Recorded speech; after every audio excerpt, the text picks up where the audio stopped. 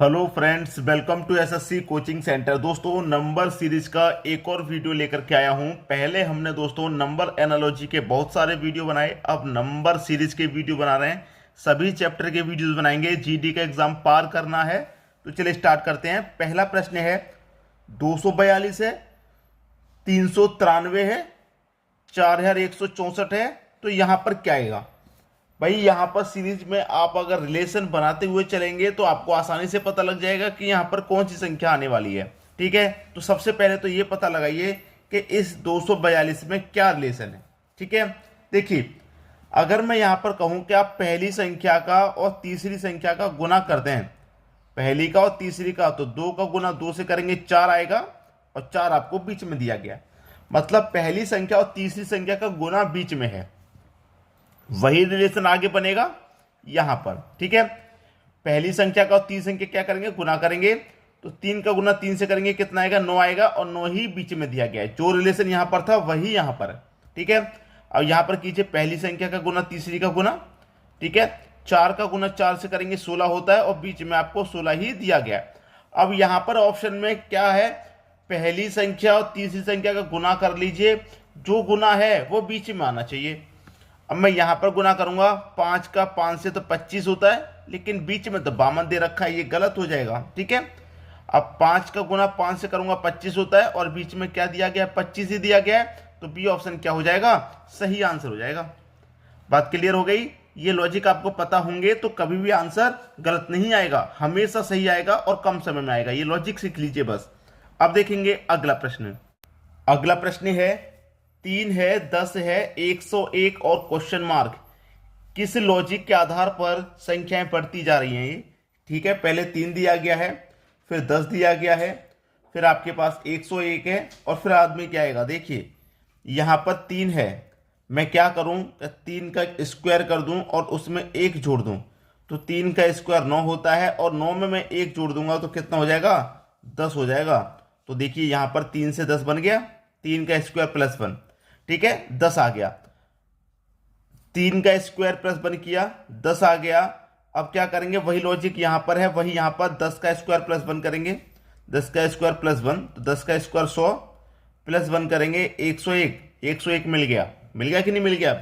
अब यहां पर वही करेंगे, 101 का स्क्वायर और प्लस 1। 101 का स्क्वायर कितना होता है? ये होता है 10, 20, 1। ठीक है, 101 का स्क्वायर याद रखिए कितना होता है? इतना होता है, और उसमें क्या करना है? प्लस 1 करना है। तो यहां पर 10,201 में प्लस 1 करेंगे, ये हो जाएगा 10,202 हो जाएगा। ये आपका आंसर है। 10,202 किस ऑप्शन में है? सी ऑप्शन में है। ये आपके प्रश्न का बिल्कुल सही जवाब हो जाएगा। अब देखेंगे अगला प्रश्न। अगला प्रश्न है 7, 9, 13, 21, 37 क्वेश्चन मार्क।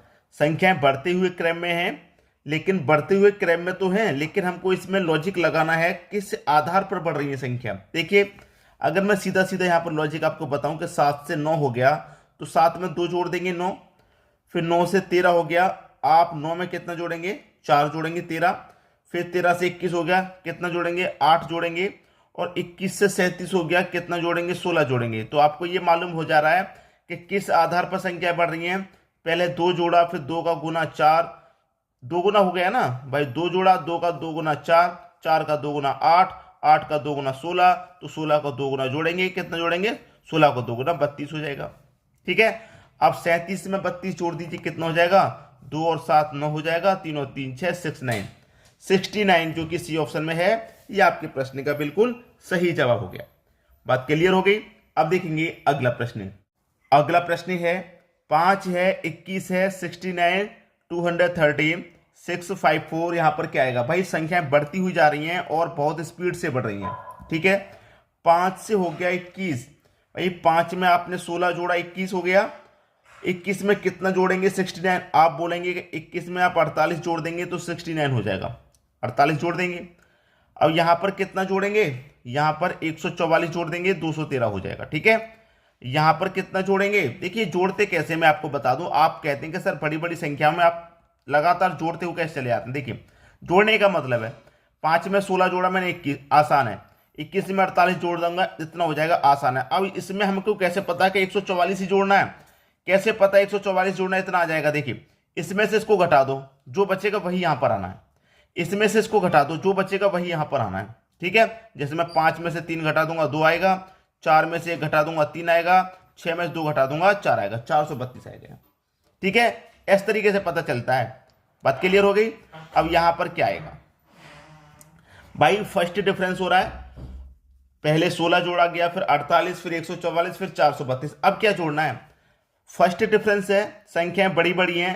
फर्स्ट डिफरेंस से प्रश्न समझ में ना आए तो डबल डिफरेंस कर लो, ये वाला डबल डिफरेंस और कर लो। ठीक है, यहां पर 16 है, 16 से 48 जोड़ा गया, 16 का 3 गुना 48 होता है भाई, और 48 का 3 गुना 144 होता है, और 144 का 3 गुना 432 होता है। तो इसका मतलब यहां पर 432 का 3 गुना जोड़ेंगे। 432 का 3 गुना कितना होता है? 3 दूने का 6, 3 त्रिक का 9, 3 चौके 12, 1296 इसका मतलब जोड़ना है। तो 645 में 1296 जोड़ेंगे। जोड़ लीजिए भाई, 1296 जोड़ेंगे 645 में। 6 5 11 का 1, कैरी का 1, 9 और 4 13, कैरी का 1 14 का 4, कैरी का 1 2 और 6 8, कैरी का 1 9 और 1 1941 हो गया। 1941 कहां पर है भाई? बी ऑप्शन में है। ये आएगा आपका यहां पर क्वेश्चन मार्क की जगह पे। बात समझ में आ गई? अब देखेंगे अगला प्रश्न। अगला प्रश्न है 121 है, 144, 289, 324। यहां पर संख्याएं बढ़ते हुए क्रम में जा रही हैं। ठीक है, देखिए यहां पर एक 121 है। ये 121 क्या होता है आप अच्छे जानते हैं, 11 का स्क्वायर होता है। 144 क्या होता है आपको मालूम है, 12 का स्क्वायर होता है। ठीक है, 289 कितना होता है भाई? 17 का स्क्वायर होता है। 324 18 का स्क्वायर होता है। ठीक है, 529 ये होता है आपका 23 का स्क्वायर। ठीक है, और 576 ये होता है आपके 24 का स्क्वायर। बात क्लियर है?